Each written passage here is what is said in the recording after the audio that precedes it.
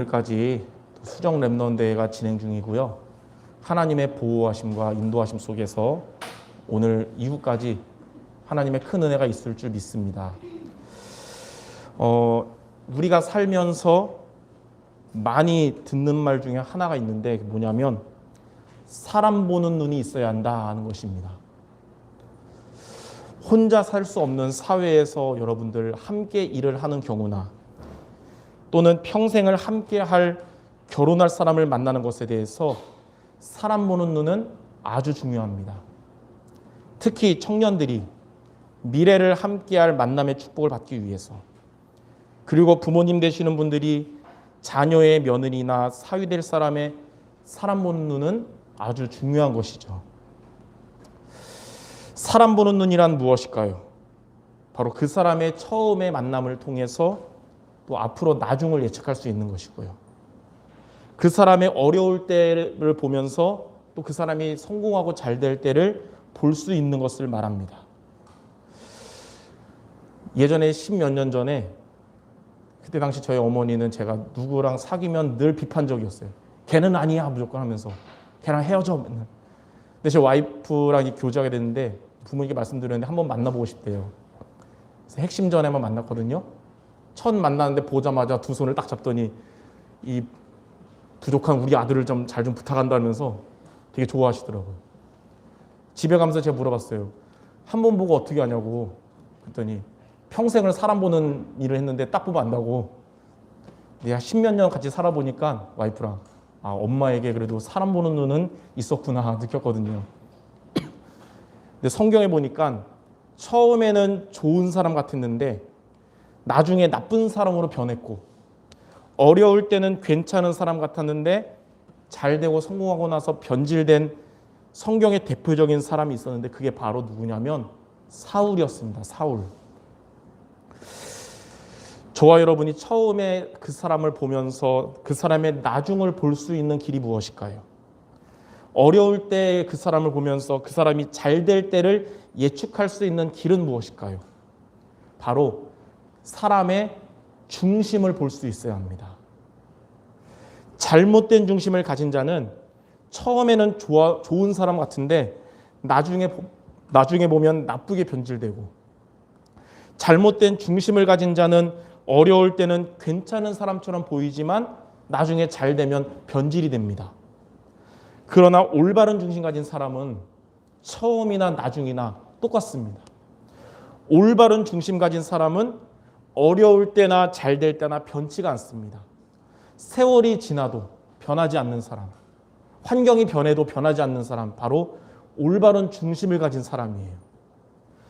오늘 본문의 사울이라는 사람을 통해서 성도 여러분들이 사람 보는 눈이 얼마나 중요한지를 깨닫고 하나님이 찾으시는 자가 어떠한 자인지, 바로 여러분이 그런 사람 되도록 말씀을 통해서 붙잡기를 바랍니다.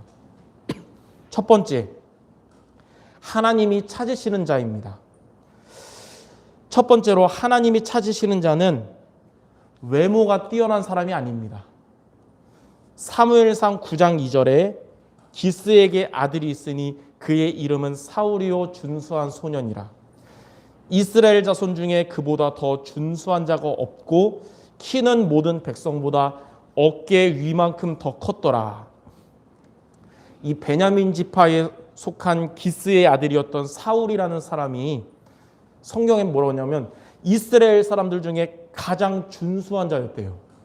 그리고 키도 모든 백성보다 어깨 위만큼 더 컸답니다. 이렇게 아주 제일 잘생기고 멋있게 생기고 키도 한 20, 보통 남자가 이때 당시 한 170이니까 한 190쯤 되면서 제일 잘생겼다고 봅시다. 얼마나 그때 당시에 정우성 같이 생겼을 거 아니에요. 지금은 안 그러겠지만 옛날에 전사님 대학생 때 제가 물어봤어요. 이상형이 어떻게 되냐 그랬더니 자기는 무조건 키 큰 사람이 좋대요. 아마 이때 태어났으면 사울에게 반했을 거예요. 근데 사울은 또 이렇게 외모뿐만 아니라 이 성경의 9장 밑에 보면 알겠지만 부모님에게도 순종을 잘했던 또 겸손했고 예의 있는 사람이었습니다. 우리가 보통 볼 때 사람의 외모가 좋아 보이고 또 어른들한테 예의 있어 보이면 우리는 이 사람은 함께 일해도 좋은 사람, 자녀들을 맡겨도 결혼시켜도 좋은 사람, 우리가 이렇게 착각을 할 수가 있어요. 이스라엘 백성들은 이처럼 그 나라에서 가장 멋있는 또 겸손하고 착했던 이 사울을 왕으로 세우는 것이 나라와 우리 자신들을 축복되게 하는 것이라고 생각을 했습니다. 여러분들 성경을 좀 아시는 분들은 알겠지만 사울이 왕이 된 이후에 어떻게 됐을까요? 사무엘상 말씀을 읽어보면 사울은 왕이 된 이후에 사람이 변했습니다. 교만해져서 하나님의 인도를 받지 않고 자기 생각대로 행했고요. 제사장 사무엘이 행해야 할 제사장이 해야 되잖아요. 사무엘이. 근데 자기가 그냥 해버렸어요. 이는 마치 뭐랑 같냐, 하나님 잘 안 믿는 대통령이 교회 와가지고 목사님 대신 자기가 인도하겠다면서 예배 인도하고 설교하고 축도하는 거랑 같은 거예요. 그리고 자기 말을 거역했다고 하나님의 제사장들을 수백 명을 다 죽였어요. 그리고 다윗을 질투하면서 귀신 들려서 평생을 나라를 안 다스리고 다윗 잡아 죽이러 다니는데 평생을 썼습니다. 이렇게 되다 보니까 나라가 어떻게 되겠어요? 항상 노리고 있던 블레셋이 때를 만났다 해가지고 사무엘이 사서로 있는 동안에는 수십 년간 전쟁을 하지 않았던 그 블레셋이 이렇게 사울이 왕이 된 이후에 계속 이스라엘을 공격하고 죽이고 하는 재앙을 만나게 된 것입니다. 자, 이러한 것들이 사람의 외모만 봤던 이스라엘 백성들이 이 외모가 출중한 사울을 왕으로 세운 결과인 것입니다. 이런 모습을 보면서 성도 여러분들, 사람의 외모를 보며 사람을 평가하고 판단하지 않는 성도들이 되시기를 바랍니다. 두 번째, 하나님은 어떤 자를 찾으시냐면 하나님이 찾으시는 자는 올바른 중심을 가진 자입니다. 이런 사울의 폭정에 대해서 실망하신 하나님은 사무엘에게 사무엘상 16장 1절에 이렇게 말씀하셨습니다. 여호와께서 사무엘에게 이르시되 내가 이미 사울을 버려 이스라엘 왕이 되지 못하게 하였거늘 내가 그를 위하여 언제까지 슬퍼하겠느냐. 너는 뿔에 기름을 채워가지고 가라. 내가 너를 베들레헴 사람 이새에게로 보내리니 이는 내가 그의 아들 중에 한 왕을 보았느니라 하셨느니라. 사무엘은 베들레헴 사람 이새에게 가서 이새의 아들들이 총 7형제인데 그들을 다 순서대로 데리고 오라 그랬어요. 첫 번째로 이제 아주 멋지게 생긴 이새의 맏아들 엘리압을 보는 사무엘은, 사무엘도 약간 외모를 보는 사람이었는 거예요. 마음속으로 여호와의 기름 부음 받으실 자가 과연 주님한테 이렇게 있구나 속으로 생각을 했어요. 그런데 여호와 하나님은 사무엘에게 사무엘 16장 7절에 이렇게 중요한 말씀하십니다. 그의 용모와 키를 보지 말라. 내가 이미 그를 버렸노라. 내가 보는 것은 사람과 같지 아니하니 사람은 외모를 보거니와 나 여호와는 중심을 보느니라. 이처럼 하나님은 중심을 보시는 분이십니다. 왜냐하면 올바른 중심을 가진 자는 처음이나 나중이나 변질되지 않습니다. 올바른 중심을 가진 자는 어려울 때나 좋을 때나 변질되지가 않는 것입니다. 목장에서 양을 치는 다윗을 별 볼 일 없어 보이니까 아무도 관심 없게 봤지만 하나님은 그 목장의 자리에서 항상 하나님 바라보며 하나님 중심이었던 다윗을 택하셔서 사무엘상 16장 1절에 내가 이새의 아들 중에 한 왕을 보았다고 하신 것입니다. 사도행전 13장 21절 22절에 보면 그 후에 그들이 왕을 구하거늘 하나님이 베냐민 지파 사람 기스의 아들 사울을 40년간 주셨다가 패하시고 다윗을 왕으로 세우시고 증언하여 이르시되 내가 이새의 아들 다윗을 만나니 내 마음에 맞는 사람이라 내 뜻을 다 이루리라. 성도 여러분들이 목동으로 일했던 다윗처럼 지금 내가 아무도 여러분들을 도와주지 않는다 하더라도 아무것도 여러분들의 배경이 되지 않는다 하더라도 여러분들이 하나님 앞에 올바른 중심을 가진 자가 된다면 하나님은 그러한 여러분을 기억하시며 여러분들을 통해서 하나님의 뜻을 이루실 것입니다. 왜 나는 하나님께 기도해도 응답이 없을까? 왜 나는 하나님이 축복하지 않을까? 왜 나는 세상에 다른 사람 같은 든든한 배경이 없을까?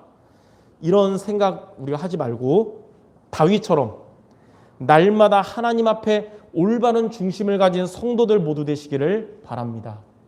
하나님은 그러한 자를 찾으십니다. 자, 그럼 두 번째, 이렇게 우리가 올바른 중심을 가진 자가 되려면 어떻게 해야 될까요? 오늘 여러분 올바른 중심을 갖도록 세 가지를 마음에 담는 예배가 되기 바랍니다. 첫 번째, 나 중심이 아닌 하나님 중심이 되어야 합니다. 요한복음 2장을 보면 예수님과 그의 제자들이 가나 혼인잔치의 손님으로 초대를 받으셨습니다. 근데 그 잔치에 하객들에게 주는 포도주가 떨어진 것입니다. 이스라엘의 풍습의 결혼식에서는 포도주는 우리나라 결혼식에서 식사 대접이랑 같은 의미예요. 그러니까 이게 다 떨어졌다는 이런 난감한 상황 속에서 예수님이 그 자리에 계셨지만 예수님이 손님으로 계셨기 때문에 해결이 되지 않은 것입니다. 그때 예수님의 어머니 마리아로 인해서 손님이셨던 예수님이 그 자리에서 주인의 역할을 하게 되셨고 그로 인해서 물이 포도주로 변하게 되었습니다. 자, 나 중심이란 뭐냐? 예수님이 우리 안에 계시는데 예수님이 손님이고 내가 주인인 신앙이 바로 나 중심입니다. 그러면 예수님을 믿음에도 불구하고 하나님의 응답받지 못하고 하나님이 주시는 힘을 얻지 못하는 것입니다. 그런데 하나님 중심이 뭐냐?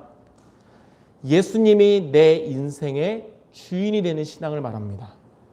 그때에 하나님의 응답을 받고 영적인 힘을 얻는 것입니다. 우리가 지난 몇 주 동안 사사기에 대한 말씀을 계속 봤잖아요. 사사기 역사 동안에 왜 이스라엘의 재앙이 계속 온 것일까요? 그들이 자기 소견에 옳은 대로 행한 곧 나중심의 신앙이었기 때문에 그런 것입니다. 우리 지난주 여러분 강단 말씀 받은 것처럼 사무엘과 이스라엘이 미스바에서 온전한 번제를 드린 이후에 왜 이스라엘의 재앙이 끝나게 된 것일까요? 그들이 그곳에서 하나님 중심의 신앙으로 결단했기 때문입니다. 그러므로 성도 여러분들, 나 중심의 신앙을 하나님 중심의 신앙으로 바꾸시기를 바랍니다. 예수님이 성도 여러분들의 손님이 아니라 주인 되시기를 주님의 이름으로 축원합니다. 하나님은 이러한 올바른 중심 가진 자를 찾으시는 것입니다. 자, 두 번째, 올바른 중심 가진 자 되려면 물질 중심이 아닌 말씀 중심이 되어야 합니다. 요한복음 6장에 보니까 예수님의 말씀을 듣는 자리에 그 말씀을 들으러 온 무리들이 5,000명이 넘었습니다. 이제 식사 시간이 지나가면서 한 소년이 본인이 먹으려고 가져온 떡 5개와 물고기 2마리를 예수님께 드렸는데 예수님은 온 무리에게 그것을 나누어 주시며 모두 배불리 먹고 남은 음식이 12광줄이나 남는 기적을 예수님이 베푸셨어요. 그 사건 이후로 이스라엘에서 예수님은 스타가 되셨고 수많은 사람들이 예수님께 제자가 되고자 찾아왔습니다. 그러나 예수님은 제자가 되고자 온 많은 사람들의 중심을 알고 계셨습니다. 그들은 먹을 것을 위해서 또 육신적인 목적을 위해서 예수님의 제자가 되고자 온 것이었어요. 예수님은 그때부터 오병이어의 기적을 베풀지 않으시고 생명의 말씀만 전하셨습니다. 이렇게 세월이 계속 지나다 보니까 이런 예수님을 찾아온 자신들의 목적이 채워지지 않자 이제 시험 든 제자들이 예수님께 따지기 시작했습니다. 왜 옛날처럼 먹을 거 안 줍니까? 먹을 것을 줘야 살지 않습니까? 그들에게 예수님은 요한복음 6장 63절에 이렇게 말씀하셨어요. 살리는 것은 영이니 육은 무익하니라. 내가 너에게 이른 말은 영이요 생명이라.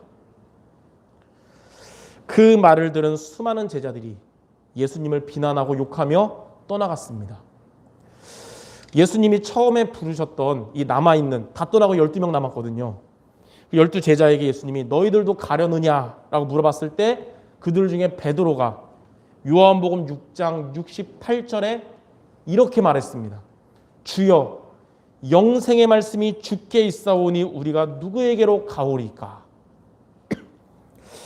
자, 예수님을 떠난 자들은 물질 중심이었기 때문에 예수님을 떠난 것이고, 베드로와 12 제자는 말씀 중심이기 때문에 예수님께 남은 것입니다. 물질 중심의 신자는 요한복음 15장에 나오는 포도나무에서 분리된 가지 같은 자고, 시편 1편 4절에 바람에 나는 겨와 같은 자입니다. 그러나 말씀 중심의 신자는 요한복음 15장 7절에 포도나무에 붙어있는 가지와 같은 자며, 시편 1편 3절에 나오는 시냇가에 심겨진 나무와 같은 자입니다. 많은 교인들이 예수님을 믿고 있지만 물질 중심으로 신앙생활하고 있습니다. 그러나 성도 여러분들은 물질 중심이 아니라 말씀 중심이 되시기를 바랍니다. 하나님은 이러한 올바른 중심 가진 자를 찾으시는 것입니다. 자, 세 번째, 올바른 중심 가진 성도 되려면 성공 중심이 아닌 전도 중심이 되어야 합니다. 창세기 12장에 보면 하나님은 아브라함에게 너의 아버지의 집을 떠나서 내가 내게 보여줄 땅으로 가라 그랬어요. 하나님이 떠나라고 했던 아브라함의 그 아버지가 어떤 자냐? 언약이 있지만 언약보다는 성공 중심으로 살아갔던 데라라는 사람이에요. 데라는 원래 하나님을 믿으며 하나님의 주신 이 언약의 대를 남기는 것이 인생 목적이어야 되는데 그게 아니고 성공하는 것이 인생의 목적이었습니다. 그래서 이 데라는 불신자들이 하나님께 대적하는 그 바벨탑을 쌓을 때 그 성공을 위해서 셈족이 동참했다고 그랬거든요. 그들 중에 하나였고, 우상의 도시 갈대아 우르에서 우상을 만드는 일을 하면서 성공의 길을 가는 자였어요. 이 언약의 대를 이은 그리스도가 오실 대를 전달해야 될 데라가 그거 안 하고 그 갈대아 우르에서 우상 만드는 일에서 돈 버는 사람, 마치 지금으로 말하면 목사님이 목회 안 하고 불상을 만들어 가지고 절에 팔면서 큰 돈 버는 거랑 마찬가지인 것입니다. 하나님은 그의 아들 아브라함이 이런 데라와 같이 살기를 원치 않으셨습니다. 하나님은 아브라함을 믿음의 조상으로 계획하셨고 그를 이 아버지의 집을 떠나서 그리스도가 오실 가나안 땅으로 이끄신 것입니다. 아브라함은 성공을 위해 우상과 타협한 아버지 데라의 길을 따르지 않았고 언약을 붙잡고 언약의 길을 가고자 갈대아 우르를 떠났습니다. 하나님은 그러한 아브라함에게 창세기 12장 2절 3절에 다음과 같이 말씀하십니다. 내가 너로 큰 민족을 이루고 내게 복을 주어 내 이름을 창대하게 하리니 너는 복이 될지라. 너를 축복하는 자에게는 내가 복을 내리고 너를 저주하는 자에게는 내가 저주하리니 땅의 모든 족속이 너로 말미암아 복을 얻을 것이라. 올바른 중심을 갖기로 결단하는 성도 여러분들에게 이 창세기 12장 2절 3절의 말씀이 여러분 모두에게 성취될 줄 믿습니다. 돈을 위하여 살지 않고 언약을 위하여 살기로 결단한 아브라함이었는데 하나님은 그를 318명을 거느릴 만큼 이 갈대아 우르 때보다 더 큰 복을 주셨어요. 만약 갈대아 우르에 있었다면 자기와 자기 가족 먹여 살릴 만큼은 됐겠죠. 근데 이 언약 운동하는 아브라함에게 318명의 이 사람들을 먹일 만큼 더 큰 복을 주신 거예요. 성공을 위하여 살지 않고 전도와 선교를 위하여 살기로 결단한 아브라함이었는데 하나님은 그를 믿음의 조상이 된 참 성공자가 되게 하신 것입니다. 여러분들 세상 성공을 따라가지 말고 참 성공자가 되시기 바랍니다. 돈과 성공, 이 두 가지는 우리의 삶에 필요한 것이지만 돈을 위해 살지 말고 언약을 위하여 살기를 바랍니다. 성공을 위하여 살지 말고 전도와 선교를 위하여 살기를 바랍니다. 하나님은 그러한 여러분을 돈이 따라오는 빛의 경제와 성공자를 살리는 참 성공자가 되게 하실 것입니다.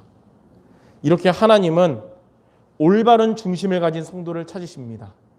하나님은 여러분들을, 우리 성도 여러분들을 이 시대의 외모만 좋은 사울이 아니라 중심이 좋은 다윗으로 부르심을 기억하시기 바랍니다. 그러므로 오늘 여러분 아까 말한 이 세 가지를 이번 주에 기억하며 늘 붙잡기 바랍니다. 세 가지를. 첫 번째는 아까 말했죠. 나 중심을 버리고 하나님 중심이 되시기 바랍니다. 여러분들 영적인 힘을 얻을 것이며 흑암 권세가 떠나가는 하나님의 응답이 성도 여러분들에게 시작될 것입니다.